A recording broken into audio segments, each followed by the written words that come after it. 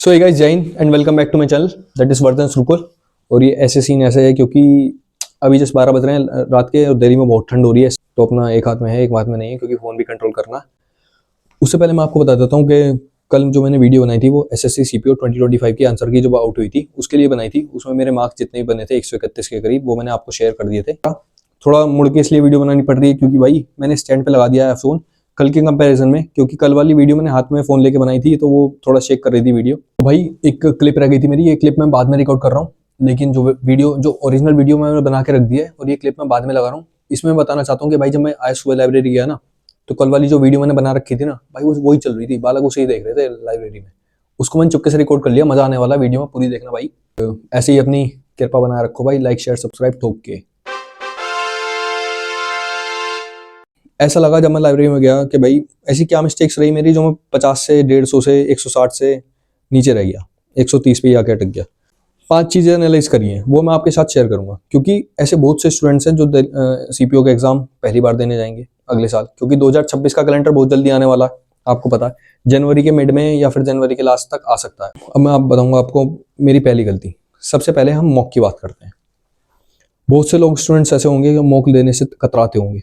भाई मॉक तो देने ही पड़ेंगे कि 50 नंबर है भाई मैथ्स में, अपना मॉक लगा के देखते हैं। भाई लगाया मैंने, 8.5 नंबर है। जो मैंने स्क्रीनशॉट लास्ट वाली वीडियो में आपके साथ शेयर भी करा था, वो पहले ही मॉक था मेरा, 8.5 नंबर बने थे, फिर 13 बने, फिर 15 बने, ऐसे करके फिर मैंने मॉक लगाए ज़बरदस्ती। मॉक में बने मेरे अच्छे खासे नंबर। बाद में आके 1-1.5 महीना लगता है भाई रिजल्ट आने में, ये नहीं है एकदम ही आ जाएंगे। एनालिसिस करना पड़ता है 2-2 3-3 घंटे बैठ के मॉक का। जितने आप घंटों में क्लास लेते हो कोई फ़ायदा नहीं है उनका।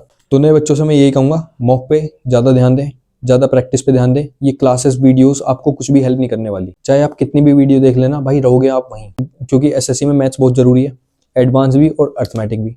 किसी भी ऐसे टीचर्स का बैच बिल्कुल ना, जिसने भाई एक ही चैप्टर को, जैसे मैं उसका नाम तो नहीं लूँगा भाई, मैंने एक बैच ले लिया, मुझे समझ में भी उसका ही आता था, तो भाई मैंने उसका बैच ले लिया। उसके बैच में भाई परसेंटेज की 30 से 35 वीडियो थी, तब ऑन एन एवरेज 1 घंटे का लेक्चर था भाई। तो 30 घंटे परसेंटेज के मान लो, 3 बार कर चुका हूँ उस लेक्चर को। कितने घंटे खत्म कर दिए होंगे? 90 से ज़्यादा कर दिए होंगे, क्योंकि टाइम लगता है देखने में।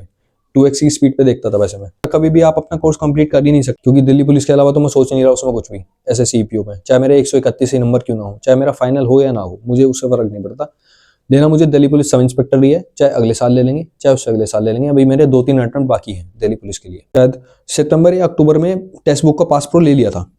टेक्स्ट बुक पर ही मैं मॉक प्रेफर करता हूँ, या फिर ऑली बोर्ड की। ऑली बोर्ड का भी मैंने लास्ट टाइम पे ले लिया था, पर उसमें टाइम नहीं मिला मुझे मॉक लगाने का। तो पहली चीज़ ये थी मॉक से डर। आप सभी स्टूडेंट को मॉक से डरना नहीं है। बहुत से बच्चे अब भी मेरी बात नहीं समझ पाएंगे, ना वो मान पाएंगे, क्योंकि मुझे भी बहुत समझाने वाले थे और मैं भी नहीं समझ पाया। मॉक को इतना हाईलाइट कर रहा हूँ क्योंकि मेरे नंबर भी इसी से बने हैं, नहीं तो वहीं रह जाता मैं 107 108 के बीच। देन अब सेकंड चीज की बात कर लेते हैं। सेकंड चीज में क्या था, अपना जीके के। ऐसा तो नहीं है मैंने बिल्कुल नहीं पढ़ा, जीके पढ़ रखी है ऑलमोस्ट।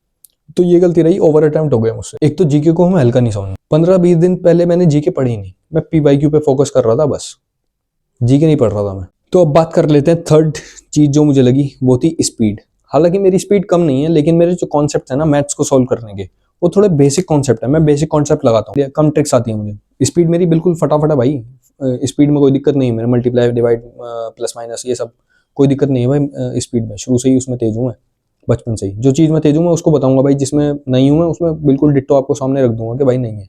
क्योंकि मुझे कॉन्सेप्ट जो है बेसिक कॉन्सेप्ट लगाने। भाई मैथ में क्या स्पीड मैटर करती है, क्या चीज़ मैटर करती है? एक स्पीड और एक आपको कॉन्सेप्ट लगाने आने चाहिए। कॉन्सेप्ट आपके पहले से तैयार होने चाहिए। मेरे एडवांस के कॉन्सेप्ट थोड़े कम थे, तो मैथ्स में आपकी 2 चीज़ मैटर करती हैं, एक स्पीड और आपको कॉन्सेप्ट लगाने आने चाहिए, ट्रिक्स आपको मालूम होनी चाहिए। ये चीज़ें आपको मैटर करेंगी मैथ्स में, ये आप लिख के ले लो भाई। तो जिनकी स्पीड तेज़ नहीं है उनको अपनी स्पीड तेज करनी पड़ेगी। रोज 50 क्वेश्चन कर सकते हो आप, प्लस माइनस मल्टीप्लाई खुद से दिमाग में कर लो यार। नहीं तो मैथ्स में जो आप फ़ोन चलाते रहते हो, इसमें रील्स देखने की बजाय एक ऐप डाउनलोड कर लो, मैथ्स कैलकुलेटर ऐप। उसमें अपनी कैलकुलेशन को रोज़ प्रैक्टिस करो। 1 से 1.5 महीना 2 महीना लगेगा, आपका एकदम कैलकुलेशन एकदम बूस्टअप हो जाएगी। आपको कैलकुलेटर उठाने की या फिर पेपर पे लिख के मल्टीप्लाई करने की कुछ जरूरत नहीं पड़ेगी, दिमाग में ही आप कर दोगे। जब चीज़ें आप प्रैक्टिस करोगे, मैथ्स प्रैक्टिस करोगे ना, जब आप मैथ्स खुद से प्रैक्टिस करोगे, ये नहीं कि वीडियो चला ली सामने और टीचर बैठा और टीचर सॉल्व करवा रहा हो, तुम भी सॉल्व कर रहे हो, भाई घंटा नहीं मिलेगा, वो सब वेस्ट है। वेस्ट है भाई। कॉन्सेप्ट देखो, उस पर 2-3 क्वेश्चन लगा लो, टीचर ने करवा दिए 2-3 क्वेश्चन, बहुत है। अपने खुद से प्रैक्टिस करो फिर क्वेश्चन। जो चौथी चीज़ है उसको मैं बता देता हूँ आपको। जैसे हमारी एग्जाम स्ट्रेटेजी होती है, वो फिक्स नहीं होती। तो किसी किसी एग्जाम की हर एक अपनी वेटेज होती है। अगर आप एक साथ में, या तो आपकी तैयारी इतनी अच्छी हो, आपने ओवरऑल कॉन्सेप्ट कवर कर रखा है, आपके बस मॉक लगाने, मॉक से एनालाइज करना और एग्जाम में जाके बैठना है, तो आठ कम से कम 5-6 साल की अपनी तैयारी है, आराम से कर लोगे आप। आपकी तैयारी नहीं है, आप एसएससी को टारगेट कर रहे हो, उसमें मैथ्स आ रही है, इंग्लिश आ रही है, जीके आ रही है, रीजनिंग आ रही है। दूसरे में क्या आ रहा है, आप उसमें हिंदी आ रही है, भाई हिंदी भी पढ़ोगे, इंग्लिश भी पढ़ोगे, 4-5 सब्जेक्ट दिन में कैसे कवर कर लोगे? नहीं होता भाई। तो आपको एक फुल प्रूफ स्ट्रेटेजी बनानी पड़ेगी जब आप नए बिगिनर हो।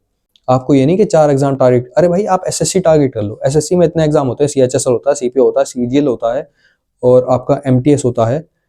भाई मैथ्स, रीजनिंग, इंग्लिश, इनमें सब सेम ही आना है, बस लेवल थोड़ा चेंज हो जाता है। सीपीओ में लास्ट टाइम 2024 में एक्टिव पैसिव के कुछ ही सवाल देखने को मिले थे, पीक्यूआरएस आता नहीं था। इस बार भाई पीक्यूआरएस डाल दिया, 3 से 4 क्वेश्चन मेरी शिफ्ट में पीक्यूआरएस के थे, एक्टिव पैसिव के थे।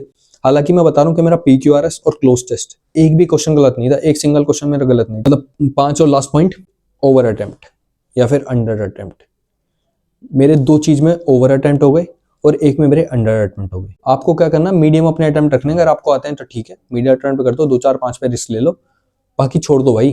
और अभी तो मेरा एग्जाम भी आ रहा है, दिल्ली पुलिस का आ रहा है यार, एक एक्सीएम का भी है, हेड कांस्टेबल मिनिस्ट्रियल। फिर जो मेन टारगेट मेरा रहेगा यूपीएसआई का, यूपीएसआई वाले बच्चों को भी पकड़ेंगे। जब तक के लिए चलते हैं भाई, बहुत बहुत लंबी वीडियो हो गई, अब इसको एडिट करना पड़ेगा। तो थैंक्स फॉर वॉचिंग। और भाई जितने भी बिगनर्स बच्चे हैं भाई, लाइक करना, सब्सक्राइब कर लेना चैनल को। हालांकि आपने पिछली वाली वीडियो में भी 3-4 लोगों ने सब्सक्राइब कर लिया है, तो उसके लिए बहुत बहुत धन्यवाद। जय हिंद।